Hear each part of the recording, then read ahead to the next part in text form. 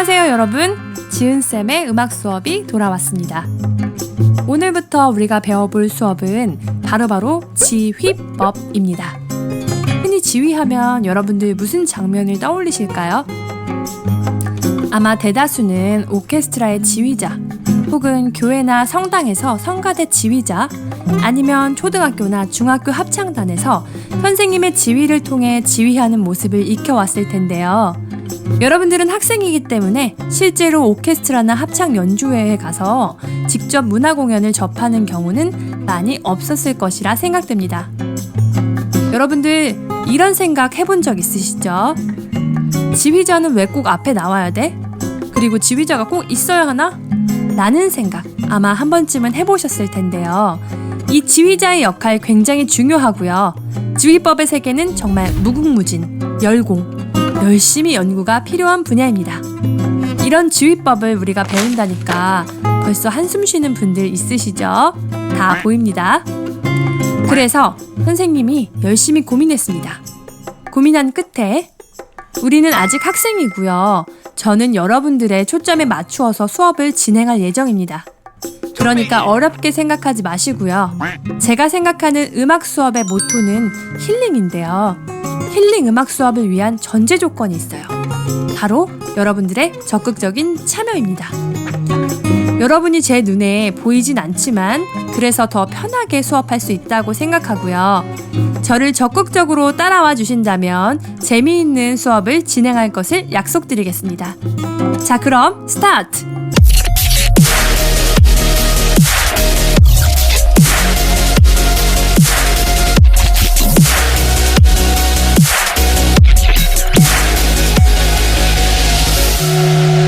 지휘가 과연 뭘까요? 초반에도 언급했었지만 지휘는 다양한 동작을 통해 음악 연주를 이끌어가는 것이라고 정의할 수 있습니다. 본격 지휘법 실습을 시작하기에 앞서서 오늘은 여러분이 흔히 할 만한 질문들을 중심으로 수업을 진행하겠습니다. 지휘자는 대체 왜 있는 걸까요? 퍼포먼스? 아니면 팔젓기 운동? 혹은 모양새를 위해서? 물론 퍼포먼스 위주로 하시는 분도 계시긴 하죠. 하지만 그분도 굉장히 공부를 많이 하셨을 거예요. 퍼포먼스라고 해도 연구가 없이는 제대로 공연을 할 수가 없거든요. 그럼 팔젓기만 하기 위해서? 뒷부분에 자세히 언급하겠지만 팔젓기 안 하시는 분들도 계십니다. 이 모든 것 아니고요. 오늘의 키포인트인 지휘자의 역할을 지금부터 말씀드리겠습니다. 여러분들 머릿속에 콕콕콕 기억해 주시기 바랍니다. 지휘자는 연주의 시작과 끝을 알려주는 역할을 합니다. 예를 들면 시작은 요렇게,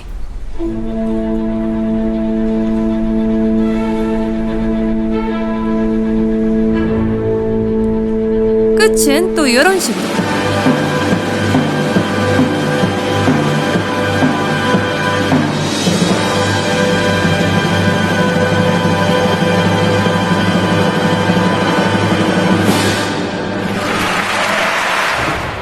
시작 지점과 끝나는 지점을 분명하게 표시해 주시죠. 많은 사람들의 연주에서 시작과 끝을 알려주는 사람이 없다면 상상만 해도 정신이 없겠죠. 또한 악곡의 빠르기, 즉 템포나 박자 등을 제시하면서 음악을 이끌어갑니다. 이것은 음악의 통일성을 부여하고요. 오케스트라나 합창단의 많은 사람을 이끌어가면서 음악의 악상을 만들어가는 거죠. 마치 배의 선장, 캡틴이라고 생각하시면 이해하실까요? 이 오케스트라나 합창단의 수많은 사람들은 어떠한 악곡을 연주할 때 자신이 생각하는 그 음악이 있을 거예요. 하지만 개개인이 모여 여럿으로 합쳐졌을 때 그 모두의 생각이 다 다르겠죠.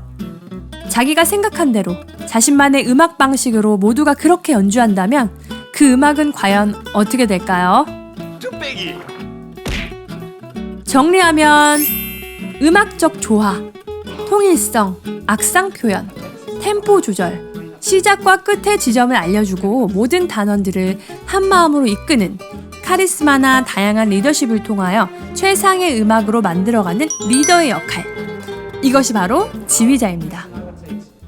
즉 악곡을 자신의 주관을 통해 재해석하고 재창조하여 아름다운 음악을 만들어가는 음악적 권위자이자 핵심자, 연주자들의 핵 인싸인 거죠. 다음은 이전과 연결된 질문인데요. 지휘자는 꼭 앞에 세워야 하나요? 네, 규모가 작은 그룹은 지휘자가 없이 서로의 호흡을 맞추어가면서 연주하는 것이 가능합니다. 흔히 앙상블이라고도 하고요. 트리오라고도 하죠. 이러한 연주 형태에서는 대부분의 경우 지휘자가 없습니다. 합창단이 아닌 소수의 인원으로 구성된 아카펠라나 중창도 마찬가지고요. 하지만 여기서 주목해야 할 것은 드러나는 지휘자가 없을 뿐이지 지휘자의 역할을 하는 사람은 존재한다는 것. 음악적 리더라고 하죠. 그 사람의 눈빛과 서로 간의 호흡을 통해 음악을 이끌어 나가는 겁니다. 음악을 만들어가는 그 과정에서는 서로 의논하면서 조율하고 연습하여 연주할 수 있지만 혼자 하는 독주 혹은 두 명이 연주하는 듀엣이 아닌 이상 실제 무대 위에서 서로 의논해가면서 연주할 수는 없잖아요.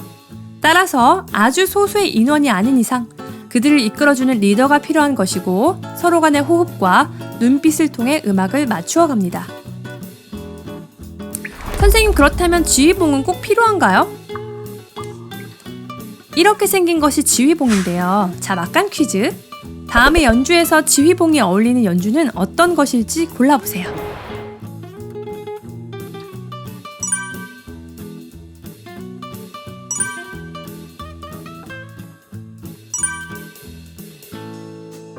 네, 오케스트라 연주, 여기에 지휘봉이 어울리겠죠.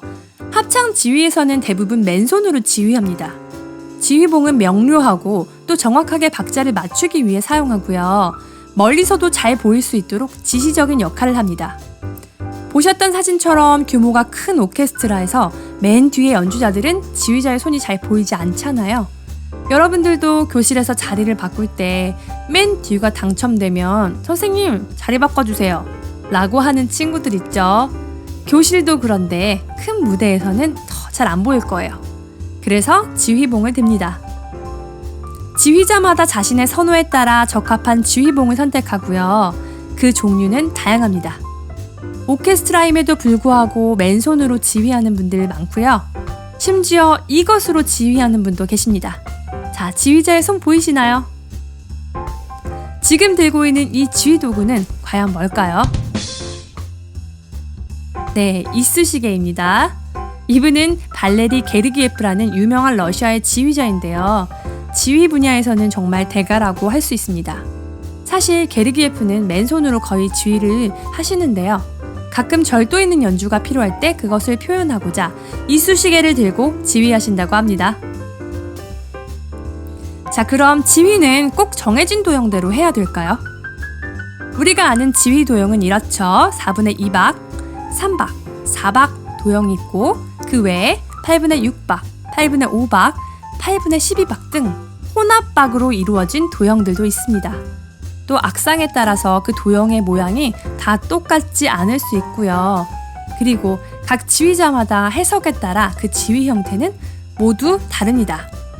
영상을 한번 볼 텐데요. 이분들이 정말 이 도형대로 지휘하시는지 보겠습니다.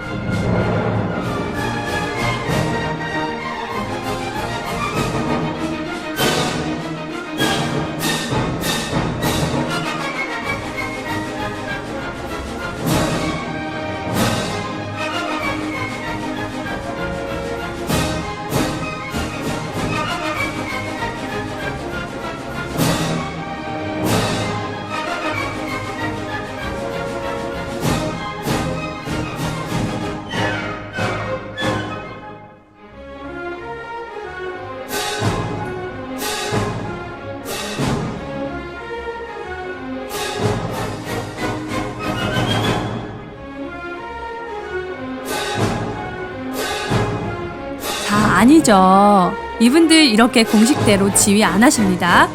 지휘자의 해석에 따라 지휘 도형 그대로 가기보다 템포나 악상을 그 안에 녹여서 표현하며 지휘하시고요. 이런 지휘는 공연에서 보여지는 것이 다가 아닙니다. 많은 시간 동안 지휘자와 연주자들 간의 연습을 통해 서로 호흡을 맞추어 가고요. 지휘자의 지시에 따라 음악을 만들어갔던 그 과정이 있었기에 완성된 작품, 즉 과정의 결과물을 관객 앞에서 보여줄 수 있었던 것이죠. 따라서 지휘자의 눈빛이나 몸짓, 작은 행동 하나만으로도 음악이 표현되는 것입니다. 여러분, 저는 어릴 때부터 이런 질문이 있었어요. 지휘자가 누가 되든 상관없잖아. 음악적 표현이 뭐 다르면 얼마나 다르겠어? 이렇게 생각했는데 제 대학 때 경험을 여담으로 말씀드릴게요. 당시 우리 학교에는 타악기를 포함한 관현악과 학생들이 모여서 오케스트라 정기 연주회를 열곤 했는데요. 1년 정도 그 해에 외부에서 실력 있는 지휘자님을 초빙하여 그분의 지도하에 매주 연습하고 학기 말에 공연을 올렸습니다. 그 공연에 필참하는 것이 과 숙제라서 큰 기대 없이 참여하긴 했었는데요. 저는 그 무대를 보고 너무 깜짝 놀랐습니다. 아니, 이게 우리 학교 학생들이 연주하는 것이 맞나? 퀄리티가 왜 이렇게 높아졌지? 기성 교향악단보다 훨씬 잘하는데? 대박! 이러면서 봤었던 기억이 있어요. 당연히 기립박수가 여기저기 터졌고요. 그때 정말 지휘자가 이렇게 중요한 것이구나 라고 생각했습니다. 선생님, 지금까지 대가들의 영상만 봐서는 사실 저 지금 저대로 할 수 있을까? 의욕상실인데요. 라는 분들 계실 겁니다. 여러분, 저는 절대 대가들의 지휘 수준을 요구하지 않습니다. 사실 저도 저렇게는 못해요. 우리는 학생이기에 앞에서 보여드렸던 2박, 3박, 4박의 지휘 도형에 충실하여 그대로를 표현하는 연습을 할 거고요. 그것에 초점을 두어 수업을 진행할 것입니다. 알겠고요. 그럼 지휘자가 되기 위해 필요한 요건이 뭔데요? 저는 뭘 해야 되는 거죠? 뭘 준비해야 하나요? 네, 먼저 음악을 사랑하는 마음 일단 가져오시고요. 둘째, 악곡 분석 능력은 사실 조금 필요합니다. 하지만 우리가 오케스트라 총부를 볼 거 아니잖아요. 우리가 연습할 곡은 애국가 수준의 곡입니다. 오케스트라의 경우 사실 악기 배치나 아티큘레이션, 음악적 문장이라고도 하죠. 그리고 샘여림, 분위기 등 악곡을 이해하며 분석할 줄 아는 능력은 지휘자에게 꼭 필요합니다. 셋째, 악기에 대한 기본 지식과 이해 능력이 있어야 합니다. 성악 연주곡, 즉 합창단의 경우는 지휘 기술뿐만 아니라 호흡이나 목소리, 음색 등에 대한 이해가 필요하고요. 오케스트라의 경우 악기의 음색, 악기 연주법 등이 해당되겠죠. 그리고 마지막, 지휘자는 사람들, 즉 연주자들을 이끌어가는 통솔력, 카리스마, 진정한 리더십이 필요합니다. 사람들이 따르고 좋아해야 좋은 음악이 나올 수 있겠죠. 그렇지 않은 경우도 있지만 여러분, 선생님들의 다양한 케이스를 떠올려 보시면 될 것 같아요. 무서운 선생님이 있을 수도 있고 또 인자한 선생님이 있을 수 있죠.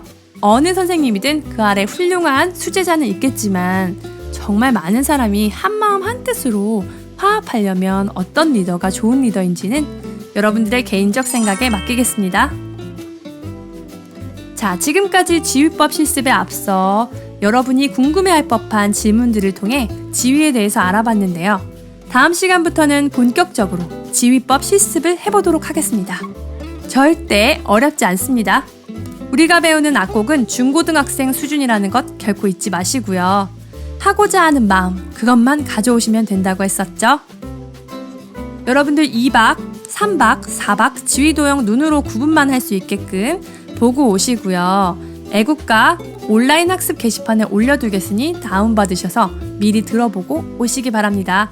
그럼 오늘도 수고 많으셨고요. 끝까지 들은 그대는 진정한 위너. 다시 만나는 그날까지 안녕.